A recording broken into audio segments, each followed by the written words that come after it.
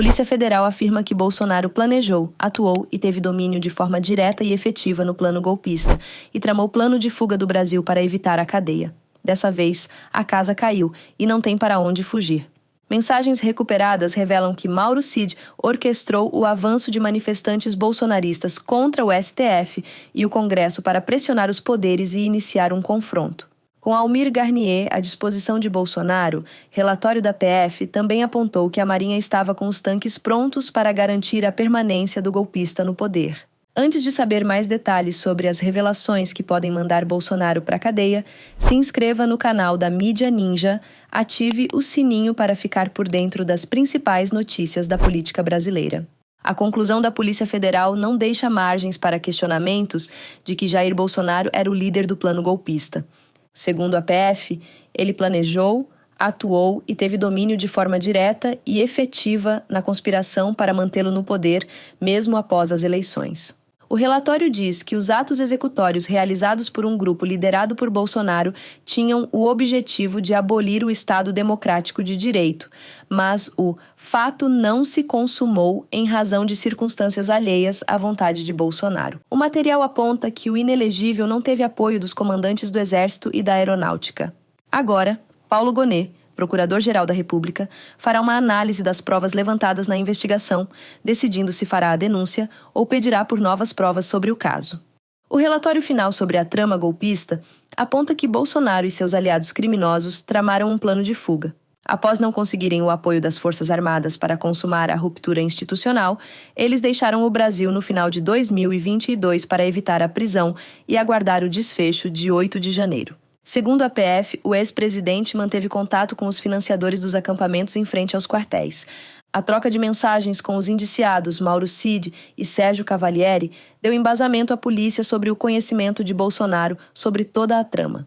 No dia 4 de janeiro de 2023, Cavalieri pergunta se ainda tem algo para acontecer, em referência a uma possível ruptura institucional. Então, Mauro Cid encaminha 2 respostas que foram apagadas. Em seguida, Cavalieri questiona se é uma coisa boa ou coisa horrível. Cid diz, depende para quem. Para o Brasil é boa.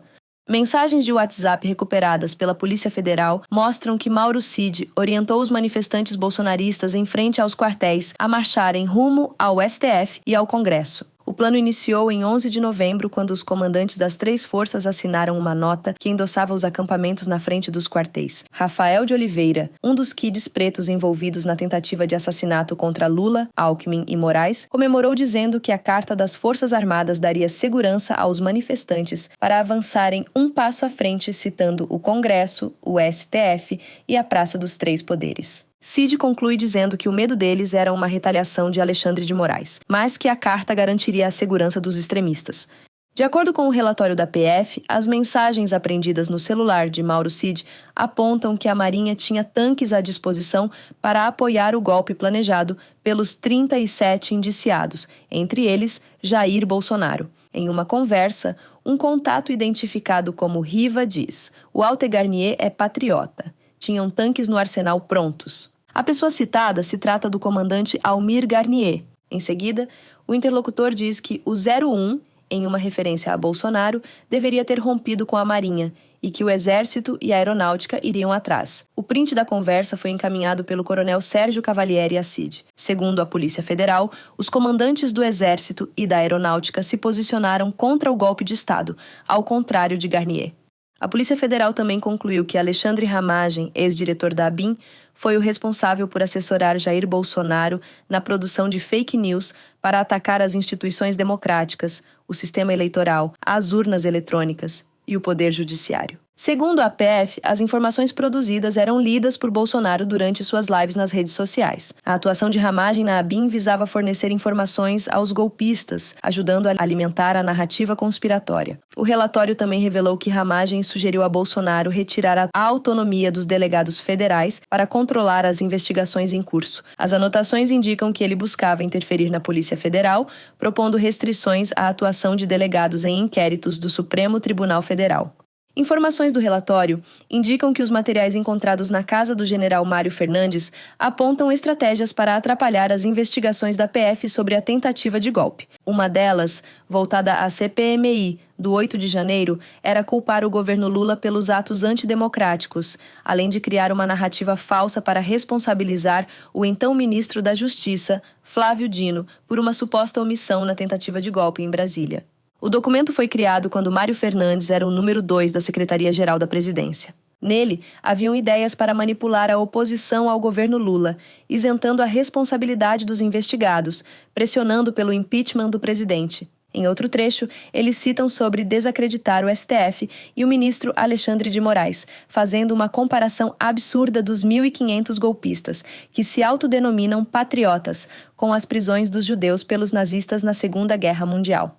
Confira essa fala impactante da deputada Célia Chacriabá, na CCJ, enquanto se debatia o projeto que pretende proibir o aborto, mesmo em casos hoje legais. Nessa ação que nos vimos aqui hoje, de mulheres democraticamente se manifestando, o que precisava ser retirado era a PEC de pauta. Não por força a presença das mulheres. A nossa luta não é uma ameaça, porque a maior mobilização inegável que aconteceu nos últimos tempos, caro companheiro Patrusana Nia, deputada Érica Cocai, foi a mobilização no Brasil das mulheres, inclusive mulheres cristãs, mulheres evangélicas, porque nós estamos aqui em defesa da vida. Pessoas que são vítimas do estupro não pode dar certo, família, porque carrega cicatrizes profundas de uma sociedade. E nós, mulheres indígenas, que somos representantes de outras mulheres ancestrais que foram vítimas do estupro desde 1500. E não adianta medir por semana, porque a dor não se mede por semana. A forma da história construída familiar não se mede por semana. As altas taxas de violência sexual, eu fui no território Yanomami pelo menos 3 vezes. E lá mais de 30 casos subnotificados de meninas de 10, 12, 13 anos que foram vítimas do estupro de garimpo e tem que dar à luz a um filho que é vítima do estupro de uma sociedade que nunca quis aceitar os povos indígenas. É contra o aborto, mas nos aborta todos os dias da sociedade quando nega a existência dos povos indígenas.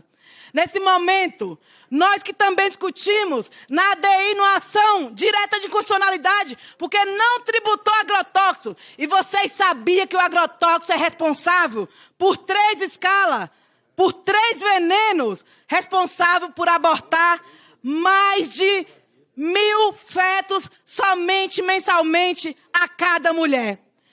Os casos subnotificados já são 115 por 100.000 nascidos vivos em todo o Brasil, isso só comparado aos povos indígenas.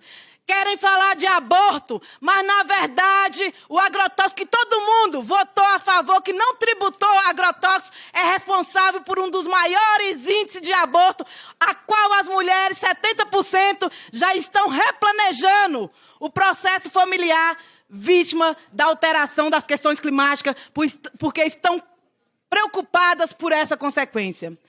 Caros companheiros, nessa manhã de hoje, que já vai para a tarde, o Brasil que vota uma pauta que não pode ser considerada meramente política, mas uma pauta humanitária recivilizatória de país. Porque acreditamos que uma sociedade evoluída é uma sociedade que não pode naturalizar a violência de nossos corpos. Eu escuto vocês, eu não fico fazendo balbúrdia, como muitas pessoas falam. Muitas pessoas aqui falam de civilização, mas todo mundo fica gritando ao mesmo tempo. O que está em jogo aqui é o corpo das mulheres. Se fosse fazer um plebiscito, as mulheres da sociedade brasileira ganhavam, porque elas não querem que vote essa PEC, que não é a favor da vida. Para finalizar... Deputada, não, já foi finalizado o tempo, deputada. Para outras pessoas. Não, tá, 30 segundos. Fala, eu sou muito disciplinada na fala. Para finalizar, muitas pessoas falam que nós somos contra a vida, mas existem muitas mulheres que estão vivas, mas estão mortas por dentro. Então, não se trata de ser contra a vida, mas de permanecer a garantia da vida com dignidade. O aborto mata muitas mulheres que permanecem com olhos abertos, mas são mortas por tristeza. Essas foram as notícias do canal da Mídia Ninja.